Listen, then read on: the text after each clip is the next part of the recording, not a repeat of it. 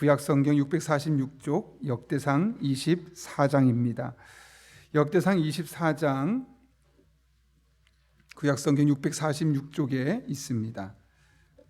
우리 하나님의 말씀을 드라마 바이블로 먼저 읽고 함께 말씀의 은혜 나누도록 하겠습니다. 제24장.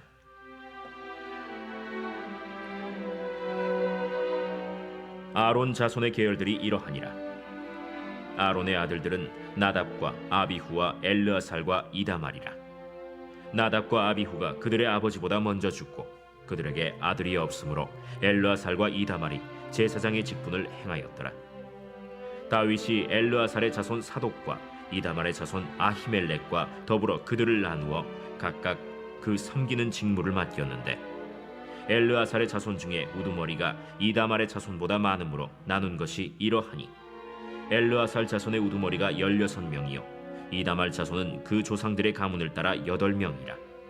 이에 제비 뽑아 피차에 차등이 없이 나누었으니 이는 성전의 일을 다스리는 자와 하나님의 일을 다스리는 자가 엘르아살의 자손 중에도 있고 이다말의 자손 중에도 있습니다.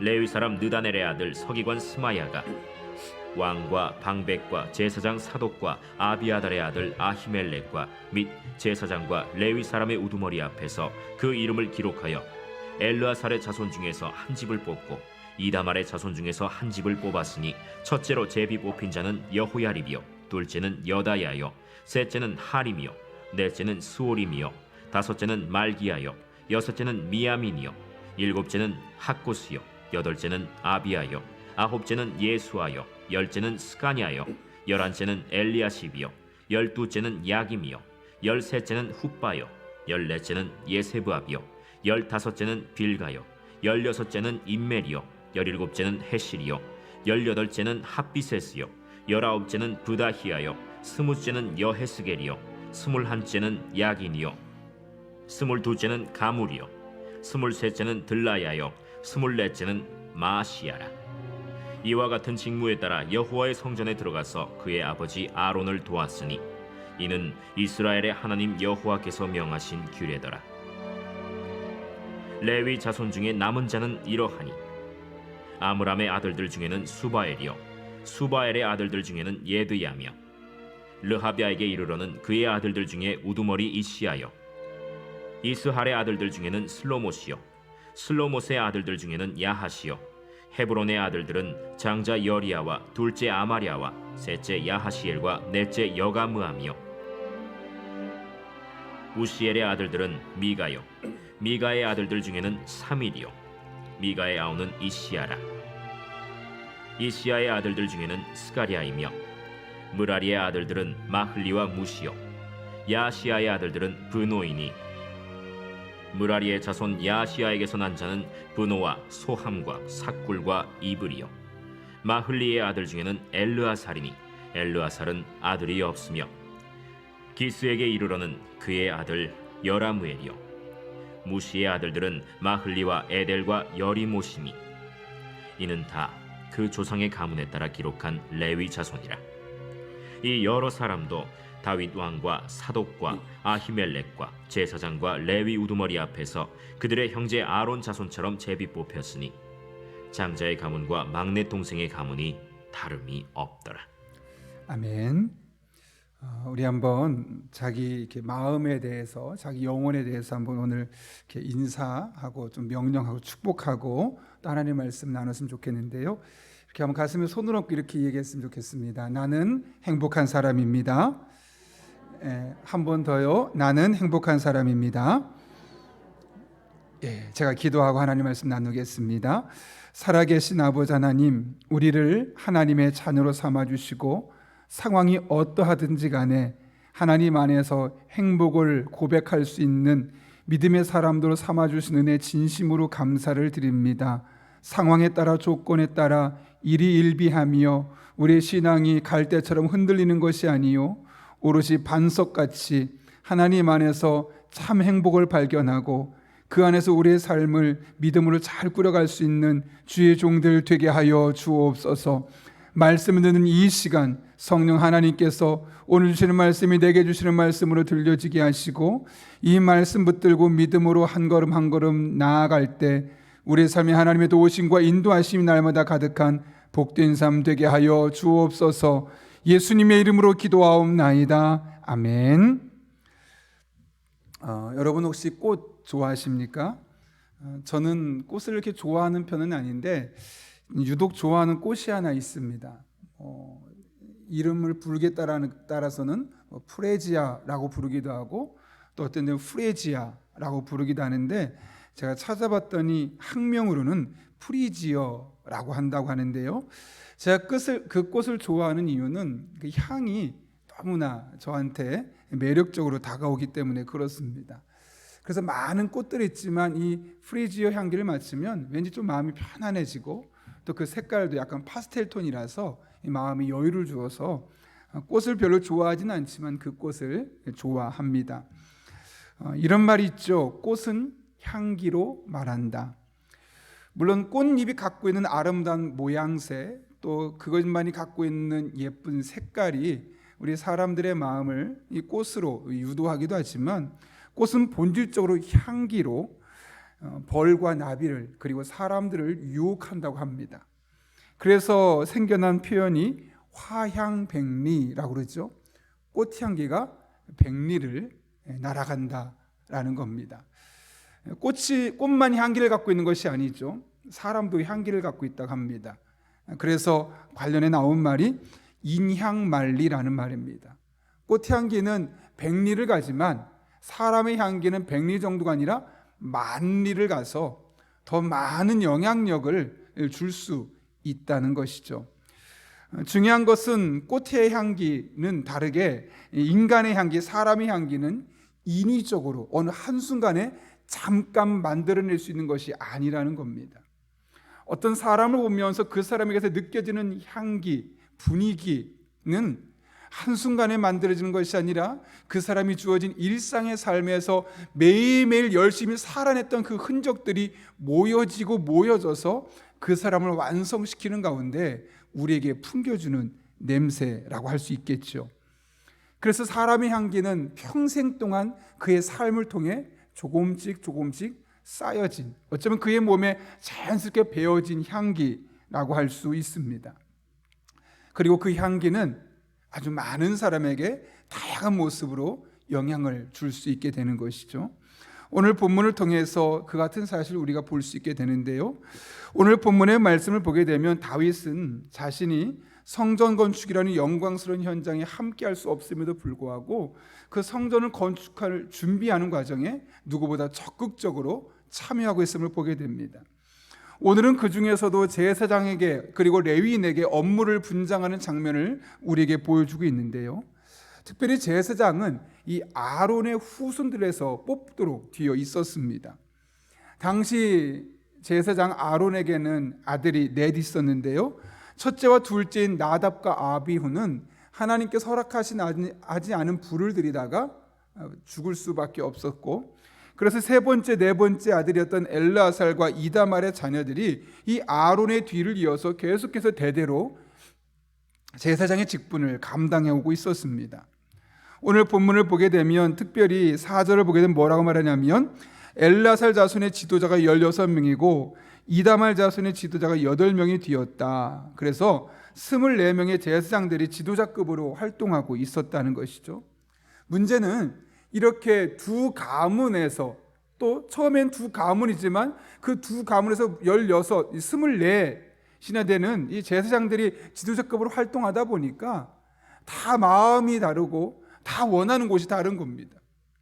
근데 업무를 분장해야 되는데 공평하게 이 사람들을 다 넣을 수 있는 방법이 무엇일까? 모든 사람을 만족시키면서 각자의 자리에서 일을 즐겁게 감당할 수 있게 하는 방법이 무엇일까? 이런 고민이 생겼던 겁니다. 여러분도 지금까지 오랜 인생을 살아오면서 경험해 보셨겠지만 한 사람 만족시키는 것도 어려운데 24명을 만족시킨다는 것 결코 쉽지 않습니다. 그런데 여러분, 오늘 다윗이 이 문제를 어떻게 해결하고 있습니까? 5절 말씀 같이 한번 읽어볼까요? 시작. 이에 제비 뽑아 피차에 차등이 없이 나누었으니 이는 성전의 일을 다스리는 자와 하나님의 일을 다스리는 자가 엘라살 자손 중에도 있고 이다말의 자손 중에도 있음이라. 여기 보면 성전의 일을 다스리는 자와 하나님의 일을 다스리는 자라는 표현이 나오는데 학자들에 의하면 둘 다 이 제사장의 직분을 강조하기 위해서 쓰였던 표현이지 다른 사람을 말하는 것이 아니라 제사장을 말하는 것이다 라고 말합니다. 중요한 것은 이 장면에서 다윗이 어떤 행동을 했습니까? 제비를 뽑았다는 것이죠. 우린 여기서 다윗이 제비 뽑는 행동을 통해서 그가 평소에 가지고 있었던 두 가지 이 신앙적인 관점을 볼 수 있습니다. 첫 번째로는 그는 하나님의 섭리를 믿었던 사람이라는 것이죠. 여러분, 지금 상황에서 왕으로서 다윗이 제사장의 업무를 분장할 수 있는 방법은 다양한 방법이 있었습니다. 지혜로운 원로들을 불러 모아서 그들의 조언을, 그들의 지혜를 구해서 이 24개 반차를 따라서 사람들을 업무를 분장시킬 수도 있었고, 또 제사장의 능력들을 보면서 가장 뛰어난 제사장부터 가장 부족한 제사장까지 점수를 매겨서 순서대로 1, 2, 3, 4, 5, 6, 7, 8, 24등까지 나누어서 순서대로 돌아가면서 섬기게 할 수도 있었고, 다양한 방법을 통해서 제사장 24명에게 업무를 나누어 줄 수 있었던 겁니다. 그러나 다윗은 그런 합리적인 방법들이 아니라 어쩌면 너무나 비합리적이고 비과학적인 방법일 수 있는 제비 뽑기라는 방법을 동원해서 그 24명의 제사장들을 나누고 있음을 보게 됩니다. 도대체 제비를 뽑는다는 것이 무엇이기에 과학적이고 더 많은 사람의 의견을 참고하는 것보다 그가 우선시하게 되었던 걸까요?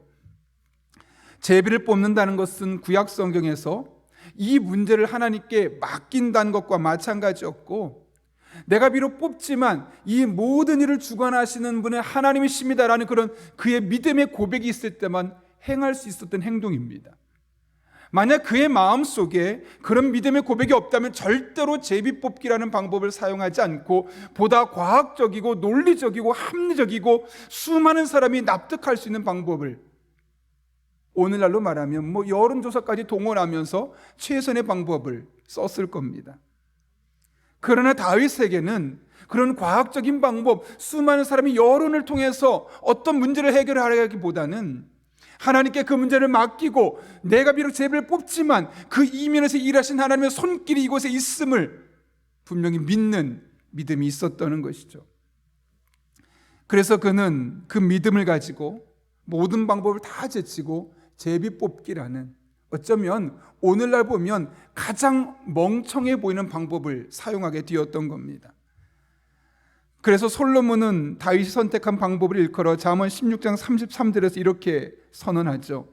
제비는 사람이 뽑으나 모든 일을 작정하기는 여호와께 있느니라.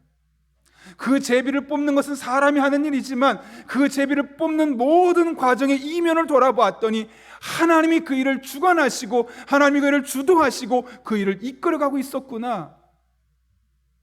이것이 바로 제비 뽑기에 담겨 있는 신학적인 내용입니다. 지금 다윗은 이 사실을 믿었던 겁니다. 내가 비록 제비를 뽑지만 이 24명의 제사장들이 어떤 순서로 어떻게 일을 해야 될지는 하나님의 뜻 안에서 되어지는 것이다. 그런 하나님의 섭리를 그가 신뢰했고, 그래서 많은 방법 중에 제비 뽑기라는 방법을 선택할 수 있었던 겁니다. 이런 삶의 태도가 중요한 것은 내 삶의 모든 순간순간마다 하나님의 섭리가 있음을 믿고 살아가는 사람과 그렇지 않은 사람은 너무나 그의 삶에 다른 일들이 나타나기 때문에 그렇습니다. 여러분, 요셉이 어떤 삶의 방식으로 살았습니까? 오늘 다윗이 갖고 있었던 믿음의 방식과 똑같은 방식으로 살았죠. 여러분, 그의 인생이 어땠습니까? 하나님의 섭리 안에 되어지는 길이면 다 좋고 행복하고 평안하고 막 즐거운 일만 있으면 좋을 테지만 그렇지 않았습니다. 10대 형들한테 배신당해서 팔려가죠. 종살이하죠. 억울하게 누명을 쓰고 감옥에 갇히게 되죠. 하나님의 백성으로서 겪지 않아도 될 만한 일들 무려 13년 동안 계속해서 내리막길로 내려가는 삶을 살았습니다. 누가 보아도 저거는 하나님을 믿는 사람의 삶이 아니라 참 불쌍하다, 재수 없다 라는 말을 들어도 어색하지 않을 만한 삶이었습니다.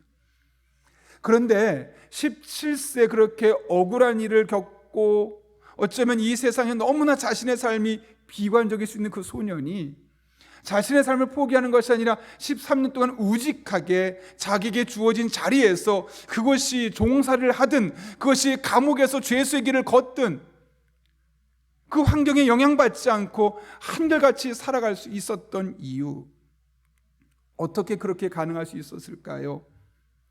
그가 이 모든 과정을 끝나고 나서 자신들을 팔아넘겼던 형들의 모습을 보고 나서 형들에게 고백했던 그 믿음의 고백이 우리에게 그가 평소에 가졌던 믿음을 무엇이었는지를 말씀해 주지 않습니까?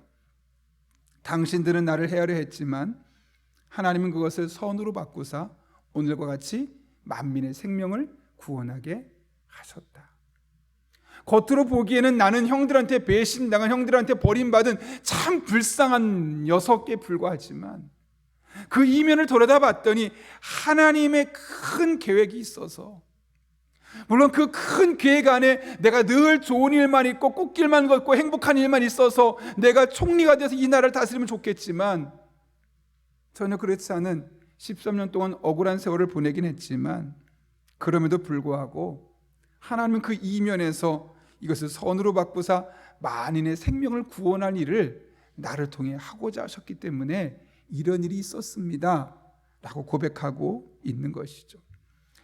요셉의 인생을 겉으로 볼 땐 참 종살이에 불과한 비참한 인생이지만 하나님께서 그를 통해 일하시려고 이 시기에 이런 일을 하셨습니다. 그의 마음속에 그런 믿음의 고백이 있었던 겁니다.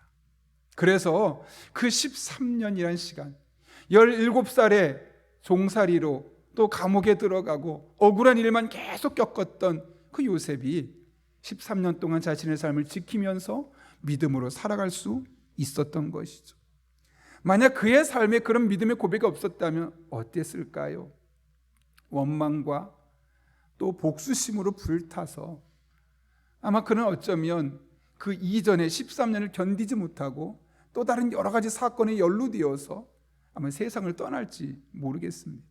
내 인생 왜 그래 하고 다른 사람과 싸우다가 그것이 어떤 또 다른 화를 촉발해서 그가 죽을 수도 있고 다양한 방법으로 그의 삶이 끝날 수 있었을 것입니다. 그러나 그는 겉으로 보여지는 내 인생 이면에서 일하고 계신 하나님의 은혜의 손길을 발견할 수 있었고, 지금 겉으로 보기에는 내 인생 참 보잘것없고 볼품없고 쓸모없는 인생처럼 보이지만 그 이면에서 나를 정금처럼 쓰시려고, 나를 14년 동안 담금질해서 애굽의 총리로 쓰시려는 하나님의 계획이 있음을 그가 깨닫게 되었던 것이죠. 저도 한때 하나님을 원망했던 적이 있었습니다. 제가 중학교 2학년 때로 기억하는데, 저희 고향은 충남 예산인데 저희 부모님께서 저를 서울로 전학을 보내려고 했었습니다. 시골에 있으면 안 되겠다, 서울에 가서 좀 공부 좀 하고 새로운 문화를 배워서 이 시대를 좀 다른 아이들처럼 좀 귀하게 더 쓰임받았으면 좋겠다라는 마음으로 막 전학을 추진했습니다. 다 됐습니다. 제 이 기록만 이제 서울 이모댁으로 옮기면 됐는데 바로 그때 국가에서 법이 제정됐습니다. 부모님과 함께 이사하지 않으면 위장전입이 되어서 그거는 불법이다. 그래서 다 준비되어 있고 제 마음도 이미 준비가 되어 있는데 서울로 전학했던 계획이 한순간에 다 무너져 버린 겁니다. 그리고 나서 제가 시골 학교에서 공부하고 그런 시간을 보내게 되었죠. 그러면서 자라가면서는 학원을 한 번도 다녀본 적이 없으니까 나중에 대학 갔는데 뭐 누구는 학원을 몇 년 다녔대더라 뭐 이런 일들이 있더라 얘기를 들어보면서 막 제 삶이 원망되는 겁니다. 하나님, 만약 제가 중학교 2학년 되면서 1학년 마치고 2학년 올라가면서 만약 서울로 전학을 했다면 제 인생이 훨씬 더 멋지게 쓰임받을 수 있을 것 같은데 왜 그때 막으셨습니까? 아니, 한 달만 늦게 법이 제정되었어도 제 인생이 이렇게 되지 않았을 텐데 하나님 참 저한테 왜 그러십니까? 어린 마음에 하나님을 원망했던 적도 있었습니다. 만약 내가 그때 서울로 전학했다면 지금보다 훨씬 더 공부도 잘할 수 있었겠고 내 환경도 훨씬 더 좋아질 수 있었겠고 할 수 있는 일도 훨씬 더 많았을 텐데 왜 막으셨습니까? 다양한 원망, 아니면 차라리 애초에 나를 시골에 태어나지 말게 하시고 서울에 돈 많은 교수님 밑에 태어나게 했으면 제 인생이 얼마나 막 기대가 되고 멋지게 쓰임받을 수 있었겠습니까? 근데 저 시골 구석 이름을 얘기해도 모르는 그런 곳에 태어나게 하시고 그곳에서 벗어날 수 있는 기회가 한 번 있었는데 그것도 벗어나지 못하게 막아버리시고 도대체 내 인생까지 왜 그러시는 겁니까? 막 그런 원망의 시간이 저에게도 적지 않게 있었습니다. 그런데 문득 그런 생각이 들었습니다. 야, 네가 만약 그때 서울로 간다고 그게 내 인생 가운데 꼭 좋았을 거라고 생각하니? 공부 더 잘했을 것 같아? 네가 더 많이 귀하게 쓰임받을 수 있을 것 같다고 생각해? 어쩌면 너한테는 그 시간이 다른 사람에 비해서 손해본 시간으로 보일 수 있었겠지만 네가 시골에서 자랄 수밖에 없고 가난한 집에서 농부의 아들로 자랄 수밖에 없었고 그래서 네가 대학까지 다른 사람보다 훨씬 좋은 대학을 못 다닌 그런 수많은 과정들을 통해서 나는 그걸 통해 너를 통해 일하고 싶었기 때문이야. 그런 마음을 하나님이 주시는 겁니다. 그러면서 하나님의 섭리의 관점에서 저의 인생을 어릴 적부터 쭉 돌아보기 시작했습니다. 왜 이곳에 나를 태어나게 하셨을까? 왜 이 초등학교를 다니게 하시고 이 중학교를 다니게 하시고 이 고등학교를 다니게 하시고 이 대학을 다니게 하시고 이 대학원을 다니게 하시고 이 사람하고 만나 결혼하게 하시고 이렇게 아이들을 낳게 하셨을까? 돌아보니 이 하나님의 섭리의 관점으로 바라보기 시작하니 이 퍼즐이 조금씩 맞춰지는 겁니다.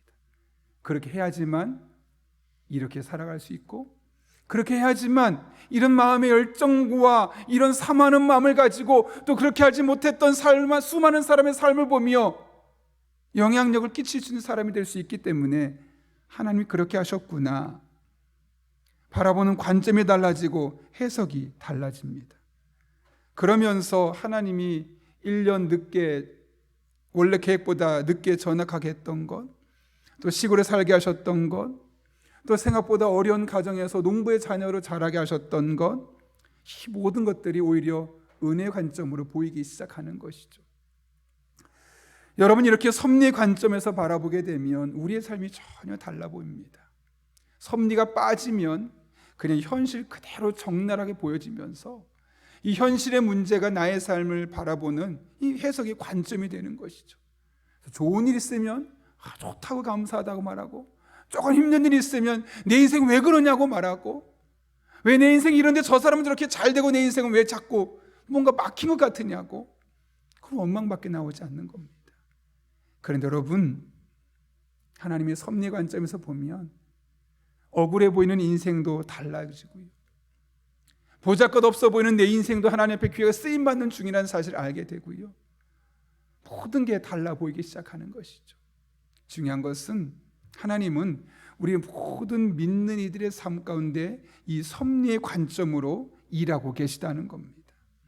솔로몬이 고백했던 것처럼 제비는 사람이 뽑지만 모든 일의 작정은 여호와께 있다라고 말씀하셨던 것처럼 우리의 삶의 겉으로 드러지는 이면, 겉으로 드러나는 모든 이면에 하나님이 여러분 한 분 한 분을 통해서 일하고 계심을 우리가 믿음의 눈으로 바라볼 수 있어야 된다는 겁니다. 여러분 하나님의 섭리 가운데 살고 있음을 믿으십니까? 그 눈으로 여러분 한 분 한 분의 현재의 삶을 돌아보고 과거의 삶을 해석하고 미래의 삶을 기대하는 여러분 한 분 한 분 될 수 있기를 예수님의 이름으로 축원합니다. 그런가 하면 다윗이 가졌던 두 번째 모습은 그는 사람과 사람 사이에 차등이 없는 세상을 만들려고 했습니다. 오늘 5절 말씀 보십시오. 이에 제비 뽑아 피차에 차등이 없이 나누었다 라고 말합니다. 아까 제가 이야기했던 것처럼 뭐 성적 순으로, 실력 순으로, 외모 순으로, 가문 순으로 뭐 등등 다양한 방법으로 1위부터 24위까지 나눌 수 있었습니다. 그러나 다윗은 그렇게 하지 않았습니다. 피차에 차등이 없다. 이 말은 뭐냐면 한 사람도 차별받지 않게끔 일을 했다는 것이죠. 그런데 살아보시면 아시겠지만 사람과 사람 사이에 어떻게 차등이 없을 수 있겠습니까? 아니, 오히려 너무나 자연스럽게 차등이 생길 수밖에 없습니다.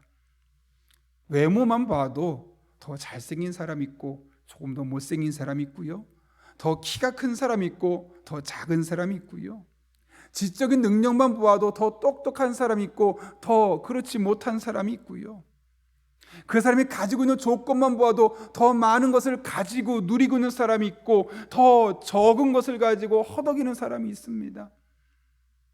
그래서 세상은 이런 것들을 기준으로 해서 차등하고 차별하고 구별하고 사람을 계급화시키고 나눕니다. 그리고 그런 것을 당연한 것처럼 생각하죠. 아쉬우면 너도 나처럼 해보라고 말합니다. 그리고 그런 차등 문화 속에서 가장 높은 곳으로 올라가기 위해서 남들보다 더 노력하고 있는 것이 지금 우리 시대의 모습 아니겠습니까? 그런데 이것은 성경적인 관점이 아닙니다. 우리의 세속적인 관점이요, 세상에 지극히 물들어 있는 사람들이 사모하는 관점이죠. 성경은 오히려 정반대의 원리를 우리에게 제시합니다. 그래서 오늘 본문도 다윗을 보면 뭐라고 말했다고요? 제사장의 업무를 분장하며 피차에 이 사람도 저 사람도 차등이 없이 나누었다라고 말하는 것이죠. 모든 사람이 다 만족할 만한 결과를 가져왔다는 겁니다. 이를 통해 알 수 있는 영적인 진리가 무엇입니까? 하나님 나라의 원리는 차등이 아니라 균등이요, 불평등이 아니라 평등이라는 것입니다. 사람과 사람 사이에 어떻게 다른지를 드러내어서 사람을 나누는 것이 아니라 우리가 같은 점을 찾아내어서 하나 되게 만들고 함께 행복해질 수 있는 사람, 세상을 만들어가는 것, 그것이 바로 하나님 나라의 관점이고 그것이 바로 이 세상에 교회가 존재하는 이유며 그것이 바로 우리가 그리스도인으로서 이 세상을 살아야만 하는 이유라는 것이죠. 고린도후서 8장을 보십시오. 마게도냐 교회가 힘에 지나도록 다른 교회들을 섬겼습니다. 그리고 나서 사도 바울이 뭐라고 말합니까? 고린도 교회 교인들에게 이 일에 너희들도 동참해라 라고 말합니다. 당시 고린도 교회는 예루살렘 교회에 비하면 잘 사는 지역이었습니다. 그런 교회에 대해 요청하고 있는 것이죠.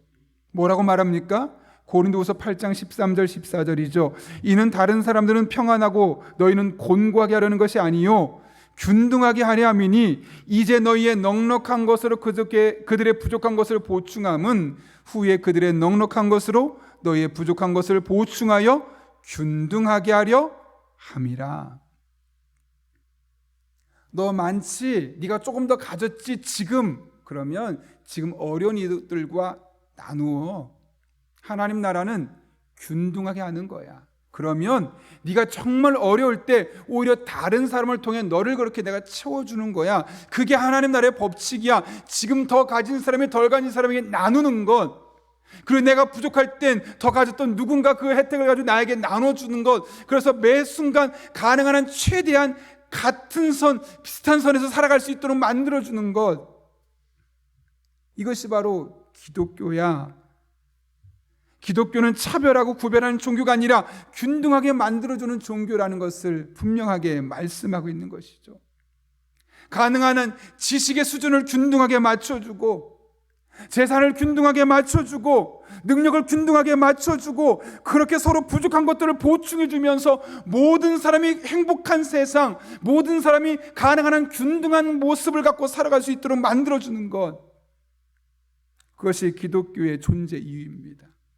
그런 의미에서 어떤 형태로든 차별하고 나누고 구별하는 것은 성경적인 가치관이 아닙니다. 성경적인 가치관은 가능한 한 백성들이, 사람들이 비슷한 수준에서 살아갈 수 있도록 만들어주는 것. 여러분, 부모님들도 마찬가지입니다. 자녀들을 보면, 제가 최근 한 유튜브를 봤는데 더 정이 가는 자녀가 있대요. 누구냐? 자기한테 잘하는 사람. 그 자녀들한테도 재산을 균등하게 나눠주지 않고 나한테 잘했던 한테 조금 더 주고 조금 못했던 자녀에겐 조금 덜 주고 막 그렇게 균등하지 않고 오히려 많은 차등을 두어서 준다고 그래요. 문제는 뭐냐? 자녀들이 그 뒤로 서로 안 만납니다. 부모님 마음에는 내 재산 가지고 내가 마음 놓고 나눠서 주는 건데 그게 무슨 잘못이냐? 근데 다른 말로 하면 자녀들을 차등을 두는 거죠. 나한테 어떻게 했느냐에 따라서. 그러다 보니까 자녀들끼리 서로 나중에 누구는 더 가졌고 나는 덜 가졌고 그러면서 오히려 자녀들 사이에서도 문제가 생긴다는 거죠. 그런 의미에서 기독교적 신앙을 가진 부모들은요, 자신이 가진 재산이 적든 많든 상관없이 자녀들에게 균등하게 나눠줘야 합니다. 그렇지 않으면 그것은 기독교적인 관점이 아니라 내 이득을 위해서, 나의 편함을 위해서 잘못 생각하는 거죠. 부모뿐만 아닙니다. 이 나라의 지도자를 뽑을 때도 마찬가지입니다. 자꾸 사람과 사람 사이 편을 가르고 어느 한 편만을 대변하는 것이 아니라 가능한 모든 사람이 같은 수준에서 균등하게 살아갈 수 있는 문화를 만들어가고 그런 환경을 만들어 가려 하는 사람이 좋은 지도자가 되어야 하는 것이지, 자꾸 사람과 사람 사이를 차별하고 벽을 만들고 어려운 일들을 그렇게 사람 사이를 분리시키려 하는 것들은 잘못된 겁니다. 여러분, 기독교가 이 땅에 들어오고 나서 가장 먼저 했던 일이 무엇인지 아십니까? 크게는 두 가지인데요. 어쨌든 사람과 사람 사이에 차등했던 문화를 없애는 것이었습니다. 그 중에 하나가 바로 남성과 여성의 성 차이를 해결하는 것이었습니다. 여러분 아마 들어보셨을 겁니다. 옛날에 교회는 이렇게 같이 예배드리지 못했죠. 가운데 천이 있어서 이쪽은 남자, 이쪽은 여자. 또 어떤 때는 이쪽은 양반, 이쪽은 천민이나 일반인들. 그렇게 나누어서 그 사람이 지금 어떤 신분이냐, 어떤 성별을 갖고 있냐에 따라서 막 나눴던 시대였습니다. 그런 시대에 기독교회가 와서 했던 일이 무엇입니까?